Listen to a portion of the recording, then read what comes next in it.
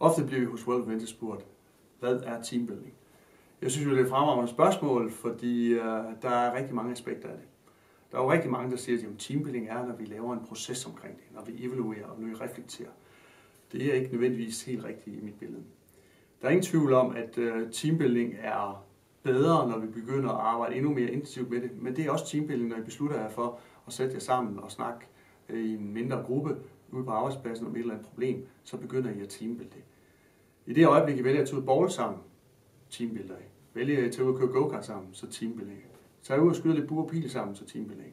Men der er ingen tvivl om, at jo længere man vil med sit team, så skal man steppe op og begynde at arbejde med nogle lidt mere designede processer.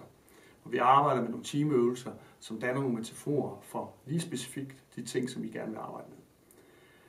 Teambuilding er jo en proces, hvor man et eller andet sted får teamet til at forstå hinanden, forstå sig selv, forstå hinandens roller, forstå, hvad det er, man præsterer som team, og hvad man ikke præsterer som team.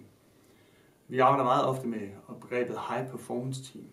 Og det er jo ikke bare der, hvor teamet kan sine roller, og i fællesskab kan skabe noget, ved hvor de skal hen. Nej, det er der, hvor teamet også inspirerer hinanden, giver hinanden feedback, udvikler hinanden, udfordrer hinanden og skaber noget højere end det.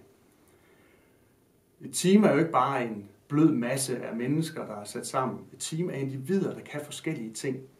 Og det vi skal have folk til at forstå, det er, at den interaktion med, at du er den bedste dig selv i kontekst med nogle andre, det er det, der skaber rigtig, rigtig gode resultater.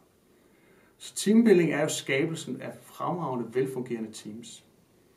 Som en anden person, som jeg tit taler om, Mary Belvin siger, det er, at hvad er egentlig det vigtigste for et team? Jamen, det er, at de kender deres styrker og svagheder. For alle teams skal præstere godt, så længe de bare ved, hvad de er gode til og ikke gode til. Sætter de sig mål for, hvordan de vil fikse deres svage sider, og hvordan de vil bevare deres stærke sider, så kan de altid agere godt. Hvad er den gode teamperson? Jamen, den gode teamperson er helt klart den her person, der er klar og tydelig at læse. Fordi indsigten i hinanden, og det der med, at vi kan afkode til andre, hvad er det, vores styrker er, og de ved, hvem vi er, og vi ved, hvem de er. Det er hele den der proces, som gør, at vi bliver et stærkt team. Så når vi arbejder, så handler det både om, at den enkelte skal kende sig selv bedre, og det handler om, at teamet skal kende sig. Og når de gør det, så skaber det helt automatisk fremragende resultater.